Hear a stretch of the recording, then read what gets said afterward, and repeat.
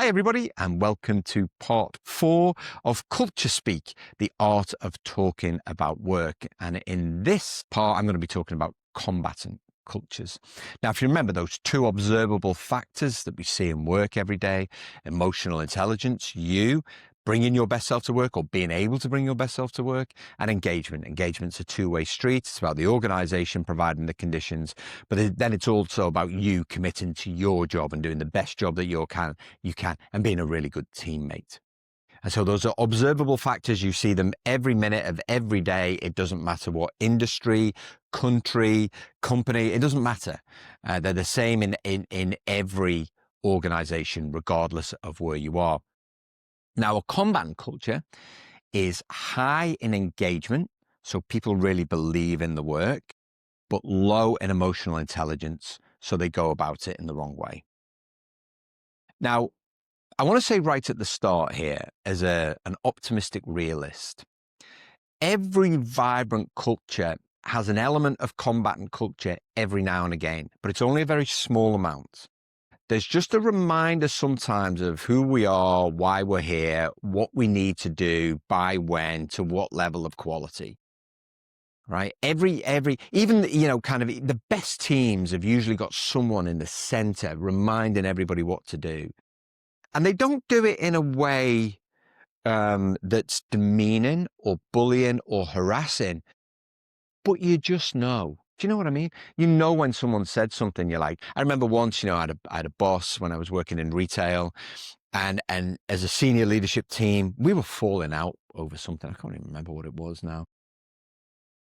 He told us in no uncertain terms what he expected of us. And there's a term for Alex Ferguson, the ex-Manchester United manager. He called a hairdryer treatment. It was kind of like that. But at no stage did he lose control of his emotions. At no stage did we lose any respect for him. But he told us in no uncertain terms. And that's what I mean. That's that small element of combatant culture. It's a metaphorical kick up the pants. It's not a real one. Although I do know real ones where it's been a real kick up the pants. And that's not good. And that's what we mean by a combatant culture.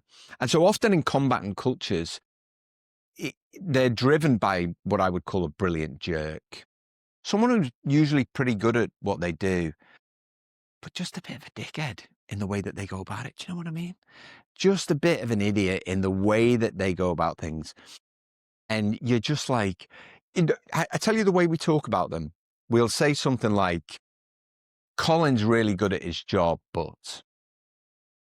Do you know what I mean? Those kind of people. Whereas sometimes if they're ineffective, we'll say, oh, Colin's a lovely guy, but... Right? So, but brilliant jerks is like, oh, Colin really knows his stuff, but... And often with these brilliant jerks, they, as I mentioned, I think it was in part 1, is they pull people down and you end up behaving like that. And I worked in a toxic culture, which I'll talk about in the next part. And that started off as really consistently combatant. And what made it toxic was the toxic behaviors of one individual started to spread. But to begin with, it was just combatant. And if it could have been cut off right there, they dealt with that one individual, but they didn't. And so what you find is in combatant cultures, they're full of anxiety, stress, burnout. There's just so many competing priorities, like everything is a number one priority. Friction is kind of used as a motivator. Do you know what I mean by that? Is it just feels unnecessarily difficult to do stuff. And that's where you then get people copying this behavior. So you might hear something like, oh, Andrea says she needs this in an hour. And then you pass that down. Oh, Andrea says she needs this in an hour, but I've got so many priorities. Well, we need it in an hour. Do you know what I mean? That you've probably seen here that. And so what you get is these poor behaviors in combatant cultures. But I guess the dichotomy is that we understand why work is important. I was a public servant for 8 years so worked in government, and it oscillated between a pleasant culture where everything was a bit nice and a combatant culture. Very rarely was it vibrant because we didn't really put any time, effort and money into defining what the culture should be.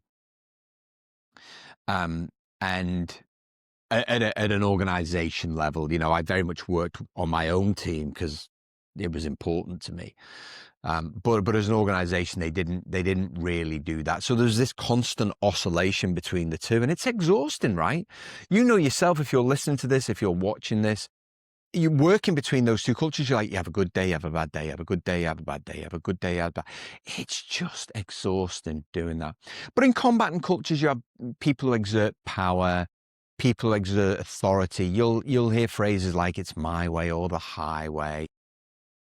We just need, heads down, bum up. We just need to get this done. When it comes to change, you'll hear things like, "We've tried it before. We'll do it.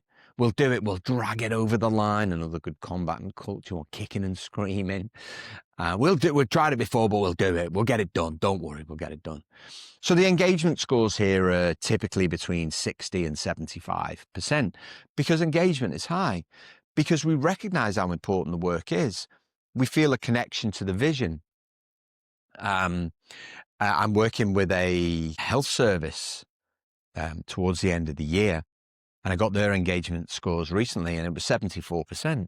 And so what you get is this real mix of, I really enjoy working here, but there's some bullying that needs to be dealt with. And so that's where you are with a combatant culture, is the behaviors are borderline. People are like, yeah, I'm not sure this is sustainable. And of course, a combatant culture isn't sustainable. Also, what you find here is people use the number of hours they work as a badge of honor. That's what I found anyway. I've worked 60 hours this week. Great. Crap at managing your time. Thanks for letting us know. So you get a lot of that kind of power, authority. But I think that the thing for me is, combat cultures start to infect people.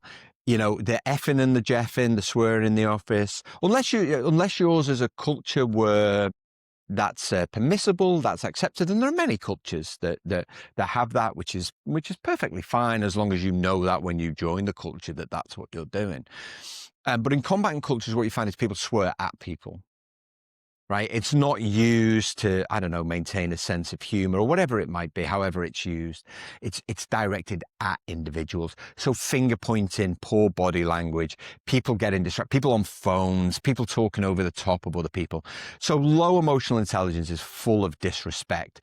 And what they'll do is they'll say, "I'm really busy." Like, busy is the word you hear in combatant cultures all the time. "I'm really busy." "You busy?" "Yeah, I'm busy." "You busy?" "Oh gosh, so busy."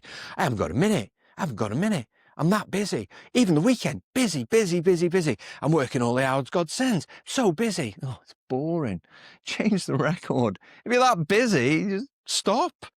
Maybe plan a little bit better, which of course they do in vibrant cultures, which I'm going to cover in the next part. So combatant cultures, like I said right at the start, everybody needs a little bit of it sometimes. You don't want to stay there too long. If you do, it becomes a problem. And I'm going to talk about that in the next part. But for now, if you want to find out exactly what kind of culture that you have, head over to the 5 Cultures Quiz, www.5culturesquiz.com. Answer a few questions, send you a report. It'll tell you exactly where you are and what you need to do in order to become vibrant. If this is the first one of these videos that you've watched, there's been many before it. So you can go and find them on YouTube, or else you can find them as a podcast, Apple, Spotify, or wherever you get your shows. Coming up next will be part 5, and that'll be about toxic cultures.